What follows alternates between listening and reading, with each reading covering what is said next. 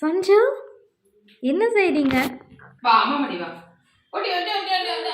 அம்மா. செஞ்சு.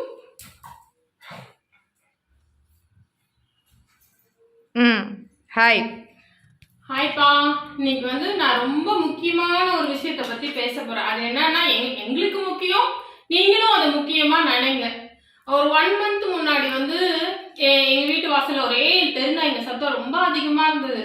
சரி கடை நாங்க நல்லா தூங்கிட்டு இருந்தோம். சத்தம் கேட்குதேன்னு வேகமா வெளியே போய் பார்த்தா ஒரு நாய் வந்து எங்க வீட்டு கேட்ல நின்றுட்டு அப்படியே பாவமா நின்றுட்டு இருக்கு. சரி பாப்போம் என்ன மற்ற நாயெல்லாம் விரட்டி விடுவோம் அப்படின்னு விரட்டினா அதுங்களும் போல இது பயந்து எங்க வீட்டு கேட்டு உள்ள பூந்துருச்சு. அது என்ன நாய்ன்னு பார்த்தா லேப்ரடார் கேர்ள் டாக். ஐயோ பாவமா இருக்கு. சரி கொஞ்ச நேரம் வீட்டுக்குள்ள இருக்கட்டும், இந்த நாய்ங்கெல்லாம் கலைஞ்ச உடனே நம்ம வெளியே அமைச்சிடலாம்னு நினைச்சு நாங்க உள்ள சேர்த்துக்கிட்டோம். போடலாம் ஏன்னா வயிறுலாம் ரொம்ப ஒட்டி போயிருந்தது, சாப்பாடு போடலாம்னு சொல்லிட்டு போட்டோம். எங்க வீட்டுல ஆல்ரெடி 3 பேர் இருக்கானுங்க இல்லையா, அவங்களும் ஒரே சத்தம். அவங்களெல்லாம் உள்ள வச்சுட்டு இது கூப்பிட்டு சாப்பாடெல்லாம் போட்டுட்டு பார்த்தோம்னா அந்த நாய் பார்த்தா நிறைய குட்டி போட்ட அம்மா நாய் மாதிரி இருந்தது. சரி என்னன்னு தெரியலையே, வீட்டை விட்டு ஓடி வந்துருச்சா என்னன்னு ஒன்றும் புரியலையே, சரி இருக்கட்டும் அப்படின்னு உள்ள வச்சுட்டு அதுக்கு சாப்பாடெல்லாம் போட்டு பார்த்தோம். அப்புறம் மேலெல்லாம் ஒரே சேரா சகதியா, மேல ரொம்ப ஸ்மெல்லு. சரி குளிப்பாட்டிட்டு நம்ம வந்து ஏன்னா வெளியே விட முடியல, வாசல்ல நிறைய நாய் இருந்துட்டே இருந்தது. எங்களுக்கு டக்குன்னு வெளியே விடவும் மனசு வரல. என் பொண்ணு வந்து என்ன சொன்னா, அம்மா ரொம்ப ஸ்மெல்லா இருக்கு, நம்ம கொஞ்சம் குளிப்பாட்டிட்டு ப்ளூ கிராஸ்ல எங்கேயா கொண்டு போய் விட்டுறலாம் அப்படின்னு சொன்னான். சரின்னு சொல்லிட்டு நாங்க குளிப்பாட்டிட்டு வந்துட்டான் போல்ட். சரி வைங்க அம்மிட்டு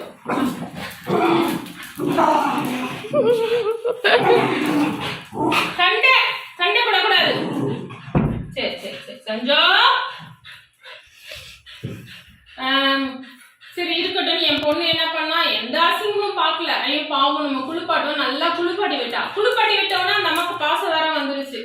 அம்மா நம்ம வேணா வச்சுக்கலாமா, பாவம்மா கேர்ள் நாய், நம்ம 3 பாய் தான் வச்சிருக்கோம், பாவம் வயசான நாய் நம்மளால பாத்துக்க முடியுமா தெரியல அப்படின்னு சொன்னேன். சரிம்மா நம்ம என்னன்னு பார்ப்போம், அதுக்கு ஏதாவது ரொம்ப வீக்கா இருக்கு, டாக்டர் கொண்டு போய் பார்த்துட்டு நம்ம என்ன டிசைட் பண்ணலாம்னு சொல்லிட்டு நான் வந்து டாக்டர்கிட்ட, எங்க பெட்டு கூட்டு போற டாக்டர் கிட்ட நாங்க கூட்டிட்டு போனோம். நானு என் பொண்ணு பையன். நான் வரலான்ட்டேன், நீங்க போயிட்டு வா. மறுநாள் தான் நான் கூட போனேன். முதல் நாள் வந்து என் பொண்ணும் பையனும் மட்டும் போனாங்க.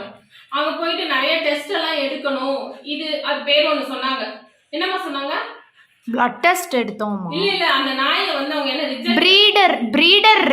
பிரீடர் ரிஜெக்ட்னா இப்போ வந்து நிறைய பேர் என்ன பண்ணுவாங்க, பப்பிலாம் நம்ம போய் வாங்குறோம்ல காசு கொடுத்து, ஒரு 2000 3000 5000 அந்த மாதிரின்னு, அவங்க என்ன பண்ணுவாங்க, ஒரு அம்மா நாய் வச்சுப்பாங்க. அது வந்து நிறையா ஊசிலாம் அதுக்கு போட்டு லைனாக குட்டி போட்டுகிட்டே இருக்கும். அதோட வேலையே குட்டி போடுறது தான். ஆனால் குட்டிலாம் போட்டதுக்கப்புறம் அதுக்கு வயசாகி உடம்புலாம் பிரச்சனை ஆகிட்டு இனிமே குட்டி போட முடியாது, அந்த மாதிரி டைமில் வந்து அதை தெருவில் போட்டுருவாங்க, தெருவுக்கு அமைச்சிருவாங்க. இது ப்ரீடர்ஸ் ரிஜெக்டட் நாயின்னு சொல்லிட்டு அது இது பண்ணாங்க. எங்களுக்கு ரொம்ப கஷ்டமாயிருச்சு. சரி நீங்க வந்து அதை வச்சு சம்பாதிக்கிறீங்க, நல்லா பாத்துக்கிறீங்க, சோறை போடுறீங்க, ஹார்மோன் ஊசிலாம் போடுறீங்க, அது முடியாம இருக்கும்போது அதை ஓரமா கட்டி போட்டு அது சாகுற வரைக்கும் ஒரு வேளை சோறு போட முடியாது அவங்களால. எதுக்கு அப்படி அதை வச்சு பொழைக்கிறீங்க, அப்புறம் அடிச்சு பத்தி விட்டுறீங்க, அதெல்லாம் பாவம் இல்லையா? அதை வச்சுதானே சம்பாதிக்கிறீங்க, எவ்வளவு குட்டி போட வைக்கிறீங்க, அதுக்கு ஹார்மோன் இன்ஜெக்ஷன் எல்லாம் போட்டு. எங்க டாக்டர் கிட்ட நாங்க காமிச்சோம், அவர் சொன்னாரு நிறைய டெஸ்ட் எல்லாம் எடுக்கணுமா. சரி என்னன்னா வளர்க்கலாம் நம்ம நினைக்கிறோம், எதுவா இருந்தாலும் அதுக்கு சரி பண்ணி வந்து எங்கேயாவது கொண்டு போய் விடணும். ஸோ இப்போ வந்து அன்னைக்கு சாயந்தரம் வந்து நாங்கள் கூட்டிகிட்டு போயிட்டு என்னாச்சு, பிளட் டெஸ்ட் எடுங்க அப்படின்னு சொன்னாங்க. மற்ற டெஸ்ட்லாம் இப்போதைக்கு வேணாம், இப்போ உடனே நம்ம என்ன டெஸ்ட், இந்த டெஸ்ட் தான் உடனே ரிசல்ட் கிடைக்கும்னு சொல்லிட்டு பிளட் டெஸ்ட் எடுத்து பார்த்தா அதுக்கு வந்து kidney failure, renal failure 3rd stage அப்படின்னு சொல்கிறாங்க. 3rd ஸ்டேஜ்மா renal failure. அப்புறம் இது வந்து எப்படி நடந்து நீங்கள் கூப்பிட்டு வந்தீங்கன்னே எங்களுக்கு தெரியல, இது உயிரோட இருக்கிறதே ஆச்சரியமாக இருக்குது அப்படின்றாங்க. அதுக்கு பல்லெல்லாம் டீகே ஆகி ஒவ்வொரு ஆர்கனாக ஃபெயில் ஆகிட்டு இருந்த ஸ்டேஜில் கூட்டிகிட்டு போயிருக்கோம். அவ்வளோ டார்ச்சர் பண்ணிட்டு தெருவில் விட்டுருக்காங்க.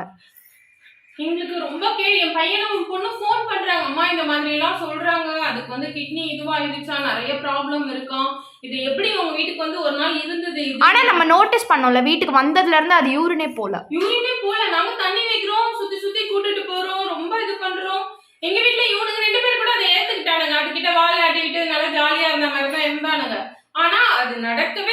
அது ஏதோ ஒரு பாசத்துக்காக ஏங்கி எங்க கூட அன்னைக்கு இருந்தது. பசங்களாம் சரி ஐயோ நம்மளால முடியுமான்னு தெரியலையே, சரி ப்ளூ கிராஸ்ல மருந்தெல்லாம் வேற வாங்கியாச்சு. அந்த ஜேபி பெட்ல கிட்டத்தட்ட 5,000க்கு மருந்தெல்லாம் வாங்கி எல்லாம் பண்ணியாச்சு. சரி என்னன்னா பாப்போம்.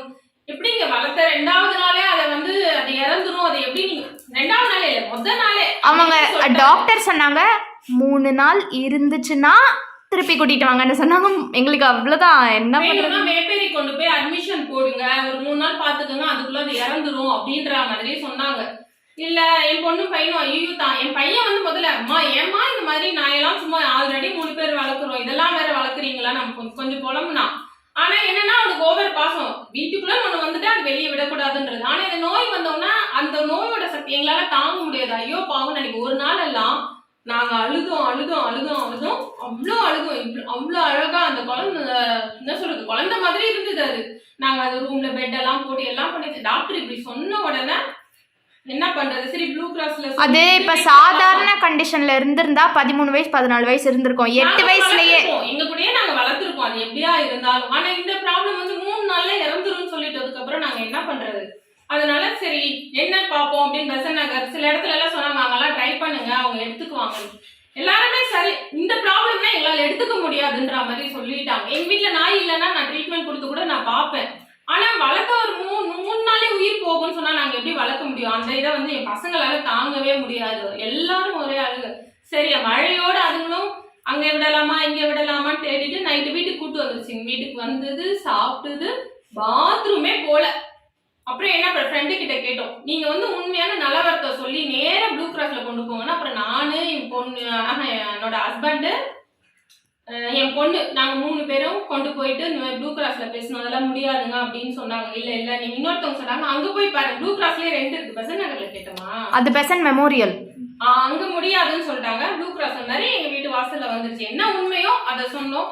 சரி நீங்க பாத்துக்கிட்டதுக்கு பரவாயில்ல நாங்க பாத்துக்கிறோம் அப்படின்னு சொல்லிட்டு அதுக்கு ஏதாவது ஒண்ணு ஆச்சுன்னா நீங்க கேட்கக்கூடாதுன்னு சொல்லிட்டு அவங்க பண்ணிட்டாங்க.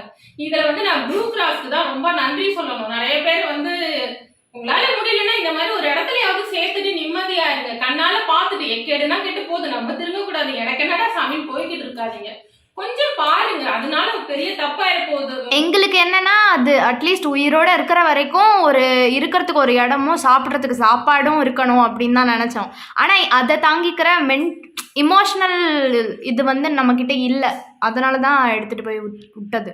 அதுக்கப்புறம் என்ன பண்ணோம், மறுநாள் எல்லாம் சாப்பாடெல்லாம் போட்டு ப்ளூ கிராஸ் கொண்டு போய் கரெக்டா வீட்டுல தண்ணி கரெக்டா ப்ளூ கிராஸ் போகும்போது வாசல்ல அவ்வளோ யூரின் போச்சுங்க. அது அவ்வளோ எனக்கே நேத்துல இருந்து போன்னு சொல்லி போகவே இல்லை. யூரின் போச்சு. ஆனா யூரின் போனதுக்கு அப்புறம் ரொம்ப டயர்ட் ஆயிடுச்சு. ஏஞ்சி கார்ல உட்கார கூட முடியல. அதனால அவங்க கிட்ட வந்து இந்த மாதிரி சொல்லிட்டு சரிங்க இப்ப கடைசியில என்னாச்சும் ஒரு 2 நாள் முன்னாடி எங்களுக்கு ப்ளூ கிராஸ்ல இருந்து மெசேஜ் வந்தது, நீங்க இந்த மாதிரி அந்த பெட்டை கொண்டு வந்து விட்டீங்களா, அந்த பெட்டு வந்து இன்னைக்கு இறந்துருச்சு, நாங்க எவ்வளவோ ட்ரை பண்ணோம் அப்படின்னு மெசேஜ் வந்தது. அது வரைக்கும் சந்தோஷம். நாங்க முடியலன்னு கொண்டு போய் விட்டோம்.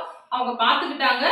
பார்த்துட்டு அவங்க இறந்ததையும் எங்களுக்கு இன்ஃபார்ம் பண்ணாங்க. அது வரைக்கும் சந்தோஷம். யாரும் வந்து இந்த மாதிரி பிரீடர்ஸ் தயவு செய்து பிரீடர்ஸ் நீங்க காசு கொடுத்து விக்கிறீங்கல்ல, காசு வாங்கிட்டு விக்கிறீங்கல்ல, ஏன் அந்த மாதிரி வீங்க. நான் வேணான்னு சொல்லல. அதை நம்பி நீங்க எவ்வளவோ லட்சம் 1000 சம்பாதிக்கிறீங்க. அதுக்கு பிரச்சனை வந்த உடனே அது தெருவுல வெளியே பத்தி விடுறீங்க. சம்பாதிக்கிற வரைக்கும் சம்பாதிங்க. நான் என்ன சொல்றேன், சரி அதுதான் உங்க பொழப்பா, அதுதான் நீங்க செய்யறீங்களா. அதுக்கு ஒரு ஏஜ் ஆனோன்னா ஒரு மூலையில கட்டி போட்டு ஒரு வேளை சோறு போடுங்க. அதுக்கு எதுக்கு இப்படி அடிச்சு பத்தி விடு. அது ரோட்ல விட்டு ரோட்லயே வளர்ந்த நாய்க்கு பொழைக்க தெரியுங்க. ஒரு இதுக்குள்ள வளர்ந்த நாய்க்கு வெளியே பொழைக்க தெரியாதுங்க. பாவம் இல்ல. அது ஏன் அப்படி பண்றீங்க. தயவு செய்து கூடிய மட்டும் யாரும் விலை கொடுத்து நாய் வாங்காதீங்க ப்ளீஸ். இனிமே வந்து அடாப்ட் பண்ணுங்க. ஏன்னா நிறைய பேர் வந்து எல்லாம் சொல்லுங்க உங்க வீட்டுல இந்த நாய் எல்லாம் இருக்கு. நான் சொல்றேன் ஹஸ்கி வந்து நான் வந்து அடாப்ட் பண்ணேன். அவனுக்கு ஒரு கால் இல்ல, அவனை எடுக்க யாருமே இல்லைன்னா ஐயோ நம்ம வளர்ப்போம் ஐயோ பாவம் நான் அதை எடுத்துட்டு வந்தேன். எங்களுக்கு விவரம் தெரியாம சஞ்சு வந்து என் பொண்ணு வந்து ஒரு 13 years முன்னாடி என் பொண்ணு வந்து என் நாய்க்குட்டி வேணும்னு அடம் பிடிச்சா. அப்ப ஒரு நியூ இயருக்கு அவனை வாங்கி கொடுத்தோம். அப்ப எனக்கு 13 வயசு. அப்ப வாங்கணும். அப்ப வந்து நான் வாங்கி கொடுத்தேன். இனிமே நான் விலை கொடுத்து எந்த நாயும் நான் வாங்க மாட்டேன். நாட்டு நாயும் ஆசைக்காக. நிறைய பேர் அழகா இருக்கே சரி காசு கொடுத்து வாங்கிடலான்னு வாங்குறாங்க. ஏன்னா அவங்களுக்கு உண்மை தெரியறது இல்ல இதுக்கு பின்னாடி என்னெல்லாம் நடக்குது அப்படின்னு. இதெல்லாம் பார்த்தாங்கன்னா யாரும் வாங்க மாட்டாங்கம்மா. நிறைய குட்டி பசங்க, பெரிய பசங்க, ஸ்கூல் படிக்கிற பசங்க, காலேஜ் படிக்கிற பசங்க, நீங்களாம் தான் இதுக்கு வந்து அடுத்த ஜெனரேஷனுக்கு நீங்க தான் நாய்னா நல்லா பார்த்துக்கணும், அதுங்களை அடிக்கக்கூடாது, கல்லை வீசி எரியக்கூடாது, அந்த மாதிரிலாம் நீங்க புரிஞ்சுக்குங்க. விலை கொடுத்து வாங்காதீங்க. இந்த நாயிலையும் நல்ல நாயெல்லாம் இருக்குங்க, நீங்க வளர்த்தாதான் உங்களுக்கு தெரியும். சும்மா வந்து பொம்மை மாதிரி வச்சுக்கிறதுக்கு இல்லை நாய், அது வந்து உயிர். அதனால வந்து விலை கொடுத்து வாங்குறத விட தெருவில் எவ்வளவோ குட்டி நாய், எவ்வளோ வண்டிக்காரங்க வந்து ரிவர்ஸ் எடுக்க தெரியாம பின்னாடி அம்மா நாயை கொண்டுடுறாங்க, குட்டி நாய்களை கொண்டுடுறாங்க. எவ்வளோ நாய் வந்து நிறைய நாய் உடம்பு சரியில்லாம தான் ஏஜாய் சாகுற நாய்ங்க வேற. குட்டி நாய்ங்கெல்லாம் நம்மள மாதிரி ஆளுங்க வண்டி ஏத்தி கொள்றதுதான் அதிகம். நம்மளோட கவனம் அதுங்களும் ஓடி வருது, கூடிய மட்டும் நம்மளும் கொஞ்சம் கவனமா இருப்போம். அதனால நான் வந்து உங்களுக்கு நம்பி வீடியோஸோட போடுறேன். எங்க வீட்டுல 2 நாள் இருந்தது, எவ்வளவு சந்தோஷமா இருந்ததுன்னு அந்த வீடியோவை நீங்க பாருங்க. அது டாக்டர் சொன்னாங்க, அது எப்படி நீங்கள் கூட்டு வந்தீங்கன்னே தெரியல, அது இருக்கிற நிலமையில நடக்கக்கூட முடியாது அப்படின்னு. ஆனால் அது நடமாடுனது எல்லாமே நம்ம மேலே இருக்கிற பாசத்தில் தான். பார்த்தாலே வாலாட்டும், இங்கே படுன்னு சொன்னால் இங்கே படுத்துக்கும், அங்கே போன்னு சொன்னால் அங்கே போ. பசங்க கூட அவ்வளோ சமத்து கிடையாது, அது அவ்வளோ செல்லமா நம்ம வளர்க்கலையே அப்படின்ற மாதிரி ஆயிடுச்சு. நீங்க வந்து தயவு செய்து பிரீடர்ஸ் கிட்ட இருந்து வாங்காதீங்க. கூடிய மட்டும் தெருவில் இருக்க குட்டி நாயெல்லாம் வளர்க்க ட்ரை பண்ணுங்க. பிரீடர்ஸ்க்கு என்ன சொல்றேன்னா, நீங்க விற்கணும்னா வீங்க, அந்த குட்டி போடுற அம்மாவே கடைசி வரைக்கும் சாகுற வரைக்கும் ஒரு வாய் சோறு போட்டு ஓரமா வச்சு பார்த்துக்குங்க.